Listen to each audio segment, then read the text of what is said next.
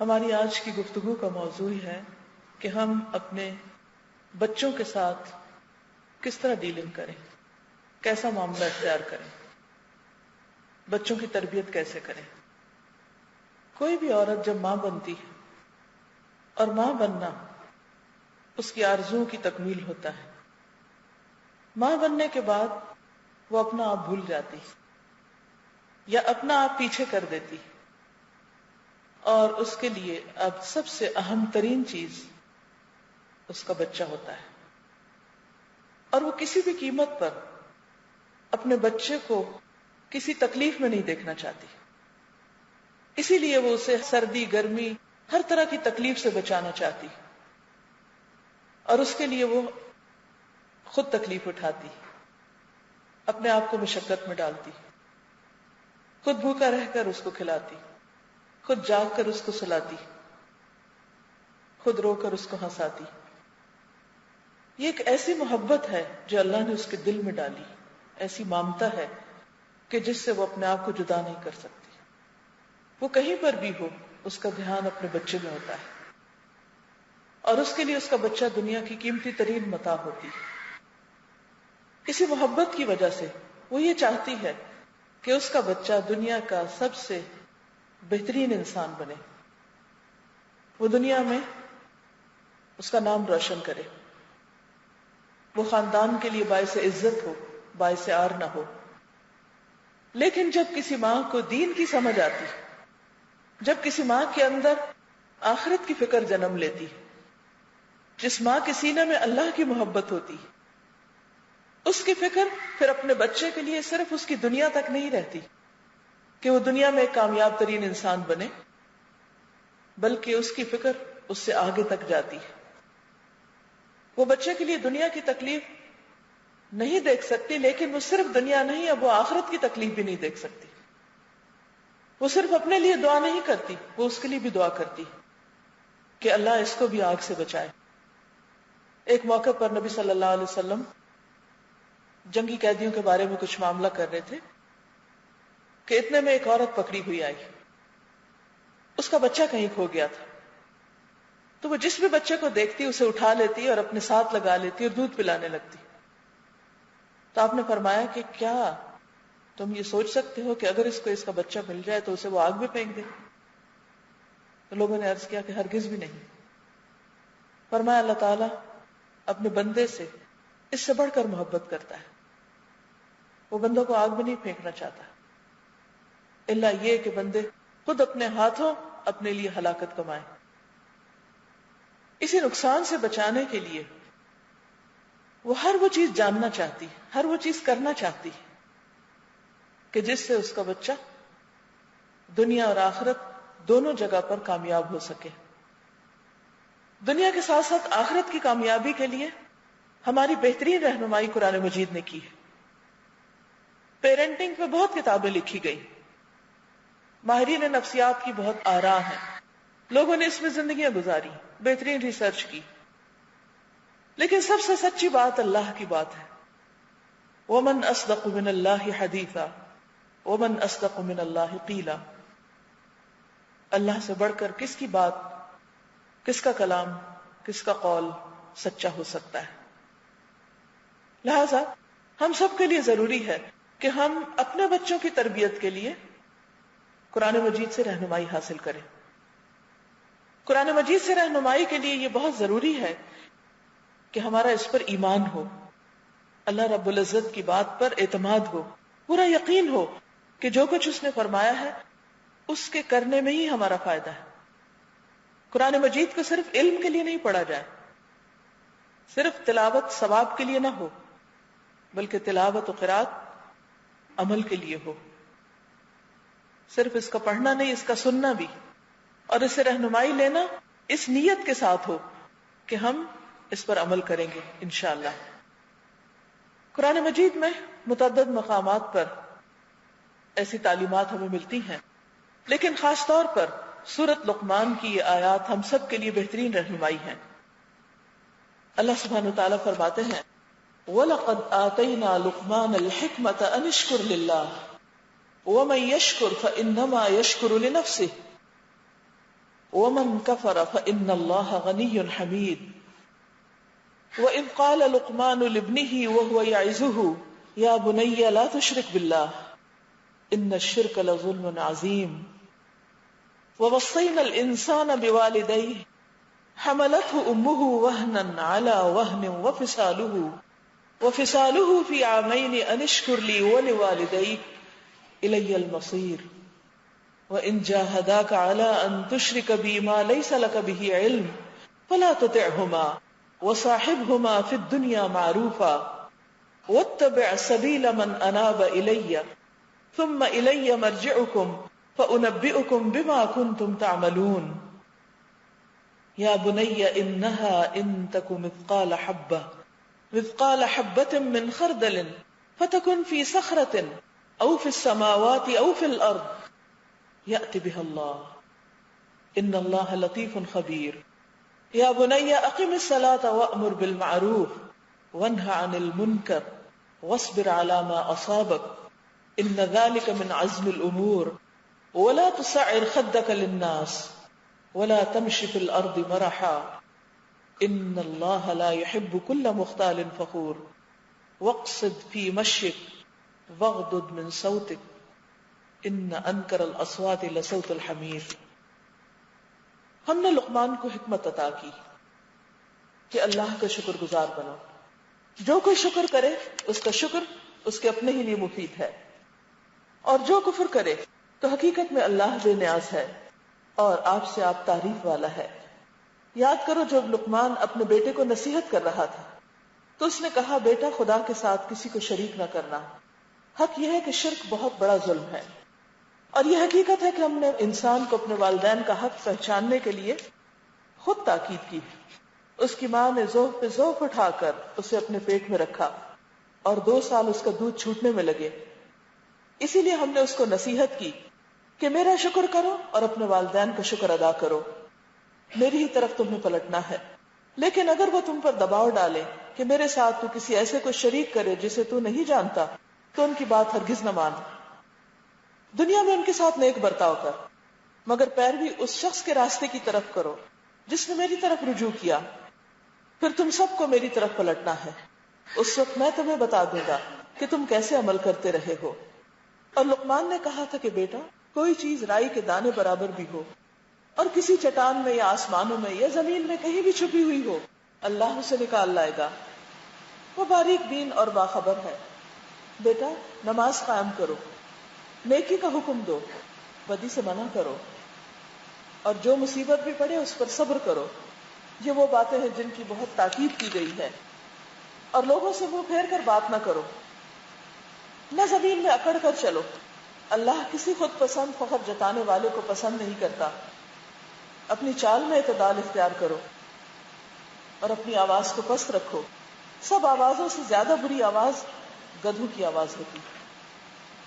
یہ ہیں وہ بنیادی تعلیمات جو اولاد کی تربیت کے سلسلے میں قرآن مجید نے ہمیں دی ہے. سب سے پہلے لقمان کا تعارف کرایا گیا. لقمان کوئی پیغمبر نہیں تھے. عربوں میں ایک سمجھدار، عقل مند، وائز، حکیم انسان کی حیثیت سے مشہور تھے. اللہ سبحانہ وتعالیٰ فرماتے ہیں وَلَقَدْ آتَيْنَا لُقْمَانَ الْحِكْمَةَ، اور البتہ تحقیق ہم نے لقمان کو حکمت عطا کی تھی. یعنی بہت سمجھدار انسان تھا اور وہ ہماری دی ہوئی سمجھ تھی. اس سے پتہ یہ چلتا ہے کہ لقمان نہ ایکسٹریمسٹ تھے اور نہ ہی کوئی کیئر لیس انسان تھے، کیونکہ صاحب حکمت تھے. ہر والد اپنی اولاد کے لیے اچھا ہی چاہتا ہے، لیکن جو والد جتنا سمجھدار ہوتا ہے، جتنا عقل مند ہوتا ہے، وہ اتنا ہی زیادہ بہتر چاہتا ہے، اتنا ہی زیادہ اچھا چاہتا ہے. تمام والدین اپنی اولاد کو اچھی اچھی باتیں بتاتے ہیں، خود کیسے بھی ہوں، لیکن اولاد کے لیے ہمیشہ اچھا ہی چاہتے ہیں. لیکن لقمان جن کو اللہ نے حکمت عطا کی، انہوں نے جو نصیحتیں اپنے بچے کو کی وہ ہم سب کے لیے مشعل راہ ہیں. اور ہم سب کو یہ سارے پوائنٹس ازبر ہونے چاہیے کہ یہ ہمارا پیرنٹنگ کے لیے ایک زبردست مینول ہے، زبردست لاہ عمل ہے. پریکٹیکل ٹپس ہیں. ان کو آپ تھنگس ٹو ڈو کی لسٹ بنا کے رکھ لیں کہ یہ تو میں نے کرنا ہی کرنا ہے. وہ سب کچھ لقمان نے اپنے بیٹے سے کہا, جیسی تربیت انہوں نے کی. اللہ تعالیٰ ایک ایگزامپل ہمارے سامنے لا کے بتا رہے ہیں, اور لقمان نے جو کچھ کیا وہ اللہ سبحانہ و تعالیٰ کی دی ہوئی رہنمائی کے مطابق تھا. فرمایا کہ ہم نے لقمان کو حکمت دی. اور حکمت کیا ہوتا ہے؟ حکمت کا لفظ جو ہے ہا کاف میم سے, حکم فیصلہ کرنا. حکمت کا ایک معنی یہ بتایا جاتا ہے کہ رائٹ ٹائم پہ رائٹ ڈیسیژن لینا, چیزوں کو اپنی جگہ پر رکھنا. جو بات جس وقت جس کو کہنی چاہیے, جتنی کہنی چاہیے, جب کہنی چاہیے, اس کے مطابق کہنا.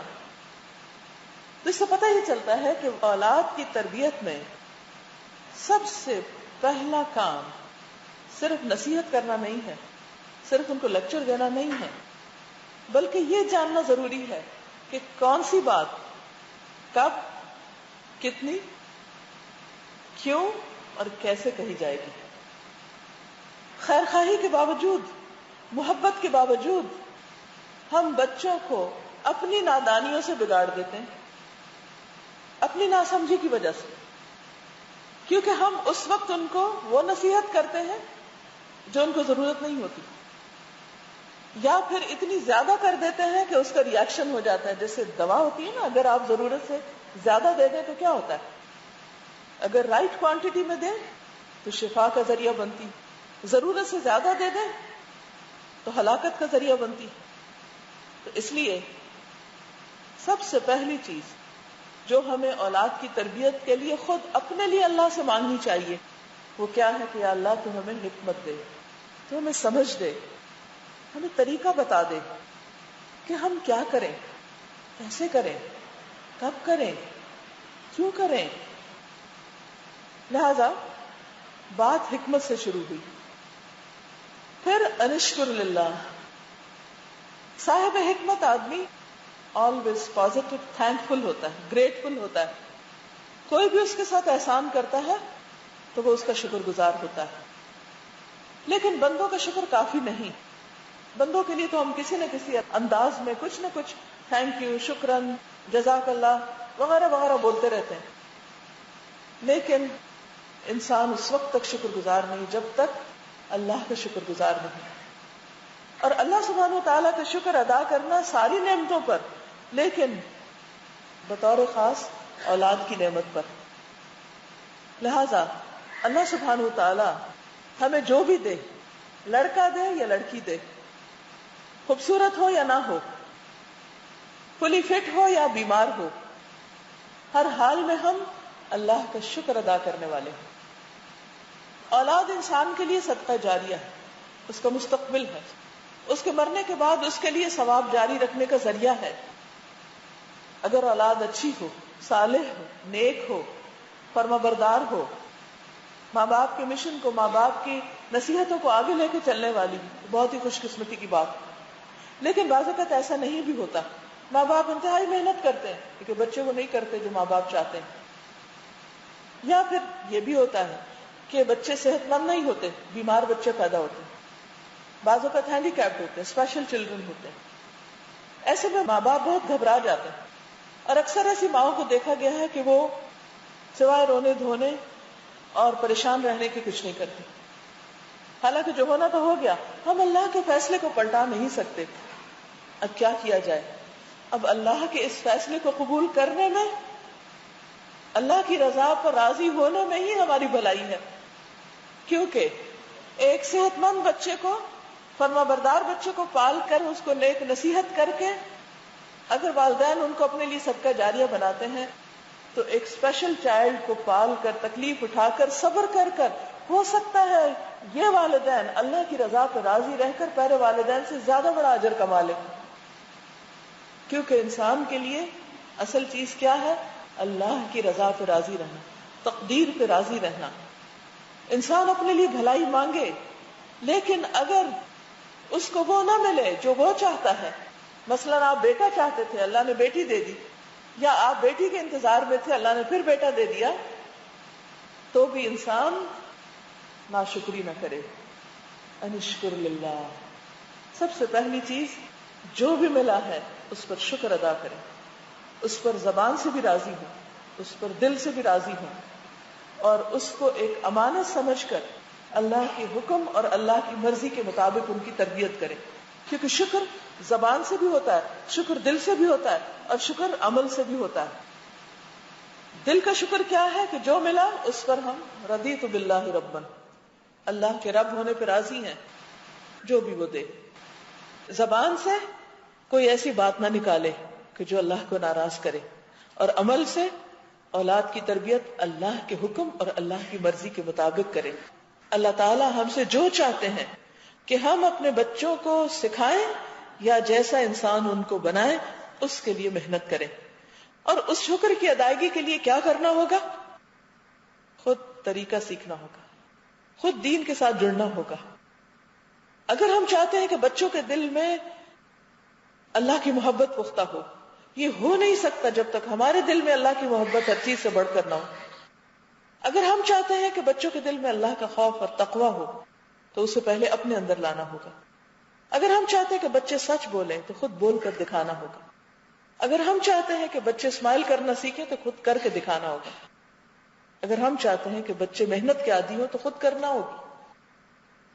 تو سب سے پہلے یہ کہ شکر کی ادائیگی میں وہ کریں جو اللہ ہم سے چاہتا ہے، اور جو ہم بچوں میں دیکھنا چاہتے ہیں وہ پہلے خود کے اندر پیدا کریں.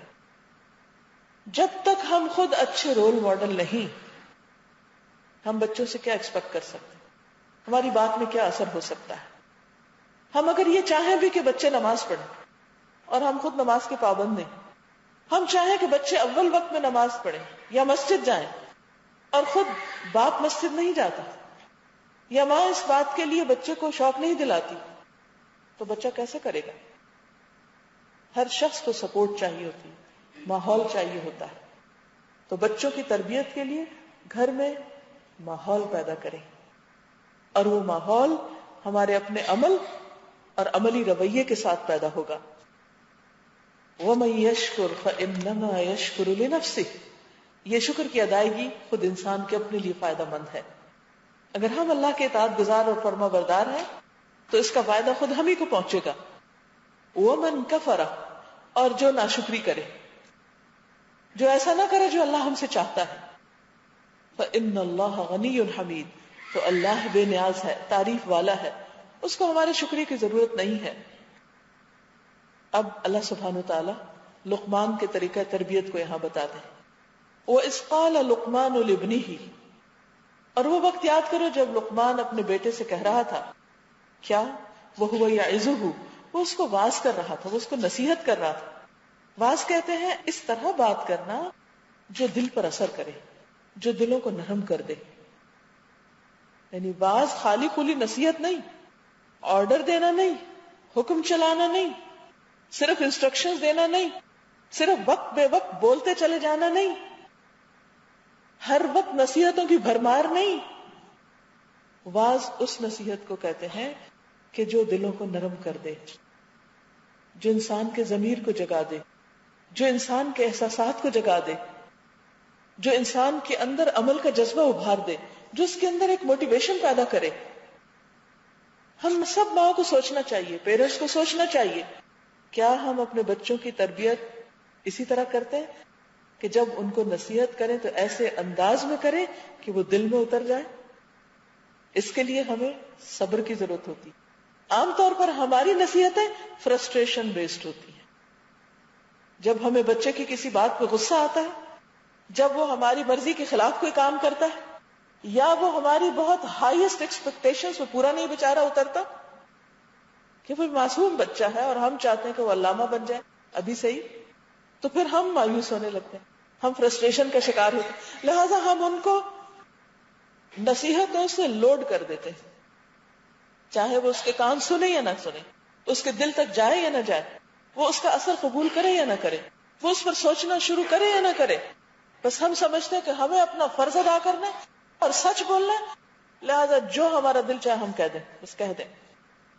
یہ طریقہ نہیں.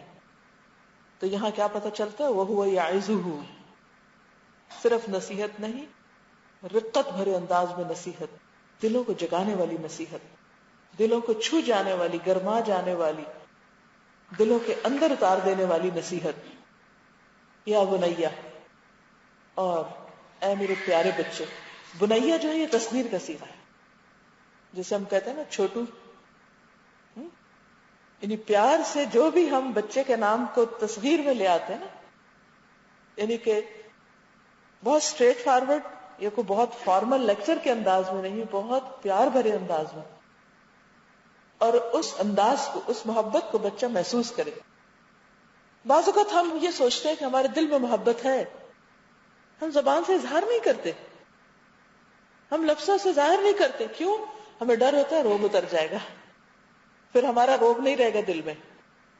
نہیں، بچے کو محبت چاہیے، کیئر چاہیے، توجہ چاہیے. اس لیے الفاظ میں بھی محبت. اور پہلا سبق لا تشرک باللہ، اللہ کے ساتھ کسی کو شریک نہیں کرنا. گویا بچے کو سکھایا جانے والا پہلا سبق کہ اللہ سبحانہ وتعالی should be your priority number 1، کہ سب سے زیادہ اس کو پلیز کرنا ہے، سب سے زیادہ اس کو خوش کرنا ہے، کسی اور کو اس کے ساتھ شریک نہیں کرنا. گویا دوسرے لفظوں میں لا الہ الا اللہ کا مفہوم واضح کرنا ہے، صحیح عقیدہ اس کے دل میں اتارنا ہے. یہ پہلا فرض ہے والدین کا، کیونکہ اگر عقیدہ صحیح نہیں ہوگا تو عمل صحیح ہو ہی نہیں سکتا. اگر بچہ اللہ سے نہیں ڈرتا اور ہم اس کو ڈراتے ہیں لوگوں سے، کبھی باپ سے ڈراتے ہیں، کبھی استاد سے ڈراتے ہیں، کبھی کسی اور سے ڈراتے ہیں، کبھی اس کے مستقبل سے ڈراتے ہیں، لیکن اللہ سے نہیں ڈراتے، اللہ کا تقوی اس کے دل کے اندر نہیں اتارتے، تو بچے کے عمل کی بنیاد کبھی بھی درست نہیں ہو سکتی. ہو سکتا ہے کہ پھر وہ ڈبل پرسنالٹی جنم لے کے آپ کے سامنے کچھ کرے اور آپ کے پیچھے کچھ اور کرے، آپ کو دھوکے میں رکھے، آپ کو ڈارکنس میں رکھے. کیونکہ جو بچے بڑے ہوتے جاتے ہیں وہ ایسی چیزیں سیکھتے چلے جاتے ہیں. لہذا بہت ضروری ہے کہ ہم خود اللہ سے ڈرنے والے ہوں اور بچوں کے اندر بھی اللہ کی توحید، وحدانیت اور اس کے ایک ہونے، اس کا سب سے بڑا ہونے اور سب سے بڑھ کر اس سے محبت کرنے کا سبق اس کے اندر پیدا کرے. پھر صرف یہ نہیں کہا کہ شرک نہ کرو، بلکہ شرک کی خرابی بھی بتائی. اس سے یہ پتہ چلتا ہے کہ بچوں کو صرف حکم نہیں دینا چاہیے یہ نہیں کرو، وہ نہیں کرو، وہ نہیں کرو، ریزننگ بھی دیں، اس کی لاجک بھی بتائیں، وائی ناٹ. کیونکہ اگر ہم نہیں بتائیں گے تو وہ پوچھیں گے ہم سے کہ وائی ناٹ، آپ مجھے کیوں نہیں الاؤ کر رہے، میں یہ کام کیوں کروں. تو ہمیں خود بھی پتا ہونا چاہیے کہ ہم کوئی چیز ان کو کرنے کو کہہ رہے تو کیوں کہہ رہے ہیں، ان کو اس کا فائدہ یا نقصان پتا ہونا چاہیے. یہ بہت زبردست حکمت کی بات ہے کہ لقمان نے صرف یہ نہیں کہا کہ شرک نہ کرو، یہ کہا کیوں نہ کرو. ان الشرک لظلم عظیم، شرک تو بہت بڑا ظلم ہے. ظلم کہتے ہیں کسی کا حق نہ دینا، اس کو وضع الشیء فی غیر محلہ، کسی حقدار کو اس کے حق سے محروم کرنا، کسی کا حق اس کو دینے کی بجائے کسی اور کو دینا. لہذا اگر اللہ سبحانہ وتعالی کا حق بچے کو نہیں پتا اور وہ اس سے بڑھ کر کسی اور کی عظمت دل میں بٹھا لیتا ہے، کسی اور کا ڈر زیادہ اس کے دل میں، تو پھر تربیت کی بنیاد کچی ہے. تو بچے کو بتانا ہے کہ یہ بہت بڑا ظلم ہے. اچھا، ظلم کی ڈیفینیشن عام طور پر ہم جب لفظ ظلم بولتے ہیں تو ہمیں بندوں کا ظلم یاد آتا ہے کہ فلاں نے فلاں پہ ظلم کر دیا، لیکن اصل ظالم کون ہے؟ جو اللہ کے ساتھ کسی اور پارٹنر کو ایسوسیٹ کرے، کسی اور کو اس کے برابر کرے، خواہ وہ کوئی انسان ہو، خواہ وہ کوئی فرشتہ ہو یا جن ہو یا کوئی بت ہو یا کوئی درخت ہو یا کوئی بھی آبجیکٹ ہو. پہلا کرنے کا کام ہم سب اس بات کو میک شور کریں کہ بچہ کریٹر اور کریشن کا فرق سمجھتا ہے. کریٹر صرف ایک ہے اور وہ خود، باقی سب کریشن. تو اس کو آپ سمپل ورڈ میں یہ سمجھا دیں کہ جو کریٹر ہے وہ کریشن نہیں ہے، باقی سب کچھ کریشن. تو کریشن اور کریٹر اکٹھے نہیں ہو سکتے، کریشن اور کریٹر ایک جگہ نہیں ہو سکتے. خالق اور مخلوق دو الگ الگ چیزیں. خالق وہ ہے، باقی سب مخلوق ہیں. لہذا یہ فرق پتہ ہونا چاہیے. جب یہ بات سمجھ میں آ جائے گی تو پھر وہ بھلے اسکولوں میں ڈارون کی تھیوری پڑھتے رہیں، وہ کہیں دنیا میں کسی بھی حصے میں ہو، اگر ان کے ذہن میں یہ بات راسخ ہو چکی ہے کہ کریشن تو وہ ہے جسے کسی نے بنایا اور اللہ کو تو کسی نے نہیں بنایا. لم یلد ولم یولد ولم یکن لہ کفوا احد، کہ اس نے نہ کسی کو جنم دیا، نہ وہ کسی سے جنم دیا گیا، اور کوئی اس کے برابر ہے ہی نہیں. کیونکہ اس نے آسمان بنایا، اس نے یہ پہاڑ بنایا، اس نے یہ سب کچھ بنایا. اور اس سے چھوٹے چھوٹے کویشچن کریں کہ کوئی اور ایسا ہے جو ایسا کر سکے. ہم تو چلو آسمان کو چھوئیں، ہم تو نہیں چھو سکتے، میں نہیں چھو سکتی، وہ نہیں وہ نہیں وہ نہیں. دنیا میں جن جن کو وہ بڑا سمجھتا ہے سب کا نام لے لیں، کوئی بھی نہیں چھو سکتا. تو بنانا تو دور کی بات. تو پھر کوئی بھی بڑا نہیں ہے، بڑا اصل میں وہ ہے. تو اللہ کی بڑائی، اللہ کی عظمت دل میں اچھی طرح جاگزی کر دے، اور یہ بھی بتا دے کہ شرک کیوں نہیں کرنا، کیونکہ یہ اللہ کے حق میں کمی کرنا ہے، اس کو اس کا حق نہیں دینا. اب اس کو آپ کسی مثال سے کیسے سمجھائیں تاکہ اس کو اچھی طرح بات سمجھ میں آ جائے. مثلاً آپ اس کی کوئی چیز اسے بتائیں کہ اچھا یہ چیز کس کی، مطلب اگر ایک سے زیادہ بچے ہیں تو آپ اکٹھے بٹھا کے بھی بات کر سکتے ہیں. اوکے، کوئی کھانے کی چیز لے آئیں اور آپ ان سے کہیں کہ سب ایک ایک لے لیں. اب ایک بچے کو 2 دے دیں، جیسے چاکلیٹ دے رہے ہیں، ایک بچے کو 2 دے دیں اور ایک کو کچھ بھی نہ دیں. تو پوچھیں کہ یہ جس کو نہیں ملا اس کے ساتھ کیا ہوا؟ ظلم ہوا، کیونکہ اس کا حق کسی اور کے پاس چلا گیا. تو جس کو آپ سمجھا رہے ہیں اگر اس کو آپ اس طرح کی مثال سے سمجھائیں گے کہ اگر تمہارا حق کوئی اور لے لے تو تمہیں کیسا لگے گا؟ بہت برا لگے گا. کیا ہم اپنا حق کسی کو دینا چاہتے ہیں؟ نہیں. تو ہم تو کریشن ہیں، تو خالق وہ اپنا حق کسی اور کو نہیں دیتا. لہذا شرک بہت بڑا ظلم ہے کہ اگر ہم اس کے سوا کسی اور کو اپنا خدا مانیں، عبادت کے لائق سمجھیں، اس سے دعا کریں، اس کے آگے سجدہ کریں، یا اس سے بڑھ کر کسی اور سے محبت کریں. تو یہ سارے کانسیپٹ اس کے اندر اچھی طرح واضح ہونے چاہیے. اب آپ دیکھیے کہ کنورسیشن یہ ہو رہی تھی کہ باپ بچے کو سمجھا رہا ہے، لیکن ساتھ ہی بیچ میں وَوَصَّيْنَا الْإِنسَانَ بِوَالِدَيْهِ، والدین کے حقوق کی بات بھی آ گئی، کیونکہ ہمارے دین میں سب سے پہلا حق اللہ کا ہے اور اس کے بعد دوسرا بڑا حق والدین کا، اور مخلوق میں سب سے بڑا حق خود والدین کا ہے. اس سے یہ بات بھی پتہ چلتی ہے کہ اولاد کی تربیت میں اللہ کی وحدانیت کے بعد جو چیز بچوں کو پتہ چلنی چاہیے وہ والدین کا مقام ہے. اور یہ بھی آپ خود ہی بتائیں گے کہ والدین کے ساتھ اچھا سلوک کرنا ہے ہمیں. اچھا، اب والدین تو آپ خود ہیں، تو جب آپ اپنا حق بتا رہے تو ہو سکتا ہے وہ اس کو بہت سیریسلی نہ لیں یا پسند نہ کریں. تو آپ اپنے اوپر سے شروع کر لیں، دادا دادی کی بات کریں، نانا نانی کی بات کریں، بڑوں کی بات کریں، بڑوں کی عزت کرنا سکھائیں، خود ان کے سامنے رول ماڈل بن کے دکھائیں. اپنے گھر میں اپنے ماں باپ اور اپنے والدین کے ساتھ عزت اور تحمل کے ساتھ پیش آئیں.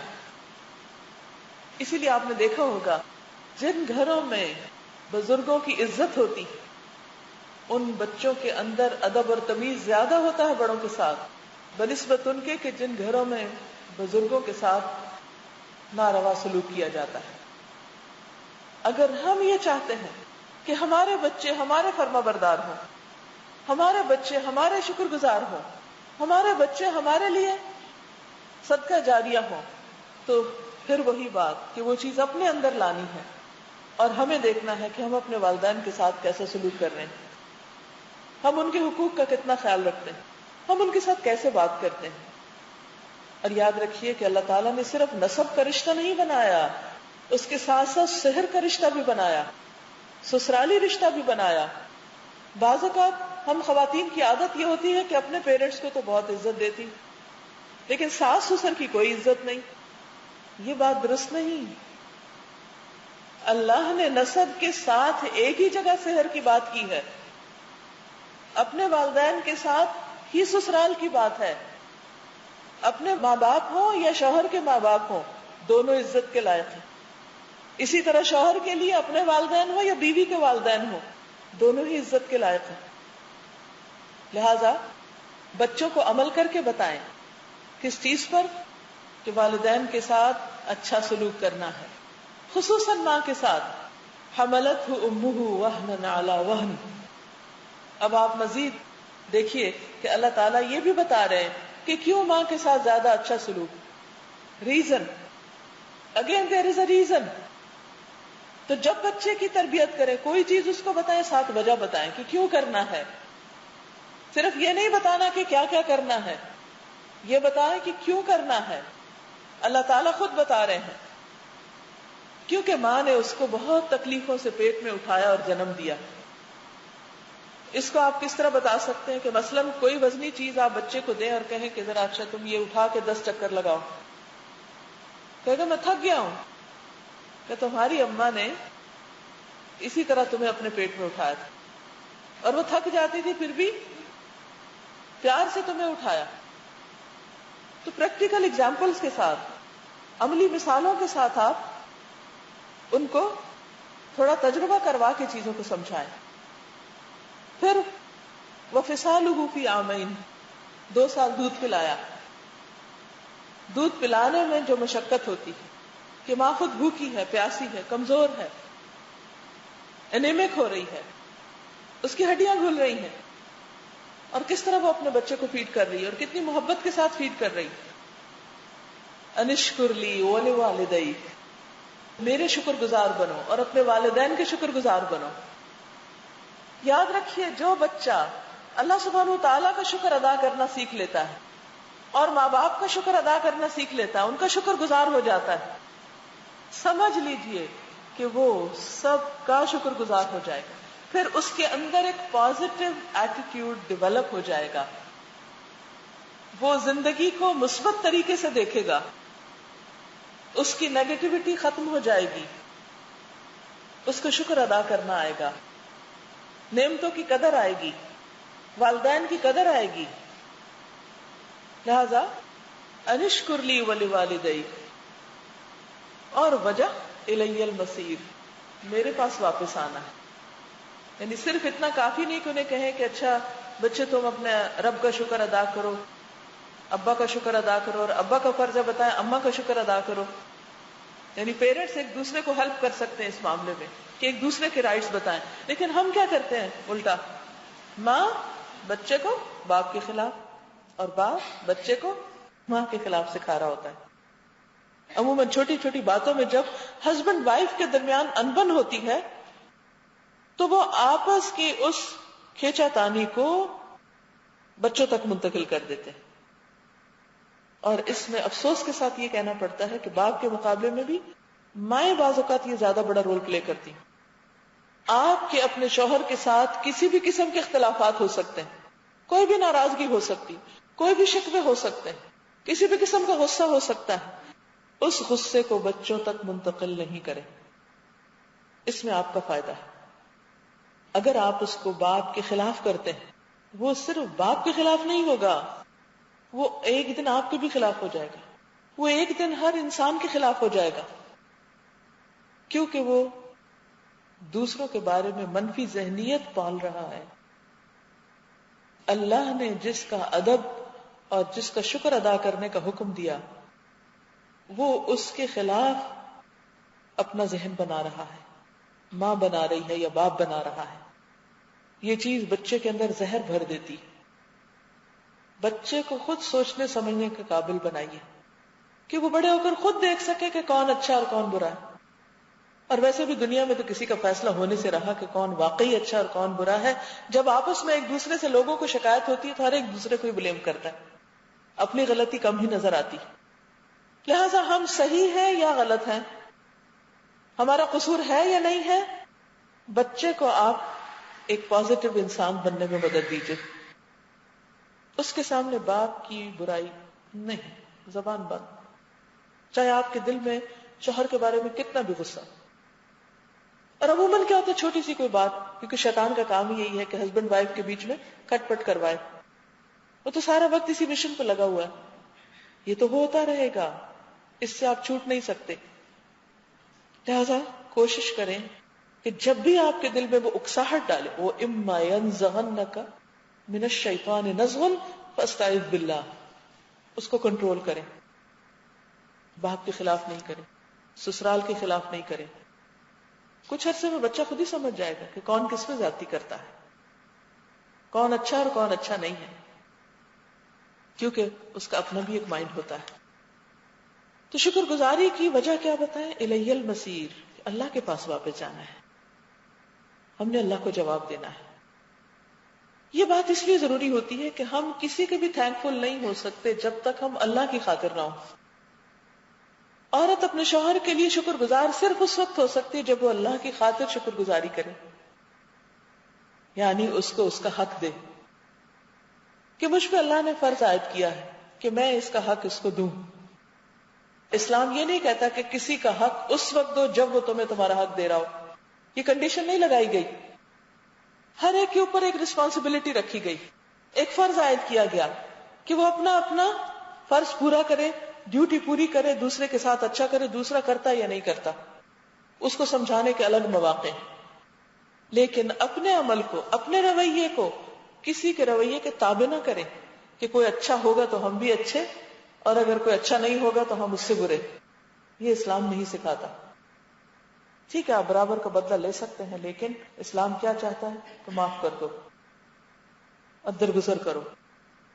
بعض اوقات شیطان ذہن کے اندر اتنی بدگمانیاں پیدا کر دیتا ہے ایک دوسرے کے خلاف کہ ہم اچھے برے کا فرق ہی نہیں پہچان پاتے اور یوں نقصان اٹھاتے ہیں. تو اللہ کی طرف واپسی کا جو احساس ہے کہ ہمارا معاملہ رب کے ساتھ، وہ دیکھ رہا ہے. اگر بندے ہمیں ہمارا حق نہیں دے رہے تو جب ہم اللہ کے پاس جائیں گے تو وہ ہمیں ہمارا پورا پورا حق دلوا دے گا. اس وقت ہمیں سب کچھ مل جائے گا. اسی لیے ایک موقع پر آپ نے کیا فرمایا کہ تم لوگوں کا حق دیتے رہو اور اپنا حق اللہ سے مانگو. یعنی جب لوگ حق نہ دیں تو اللہ سے مانگو، لیکن کسی کا حق روکنا نہیں، کیونکہ جزا اس کے پاس ہے.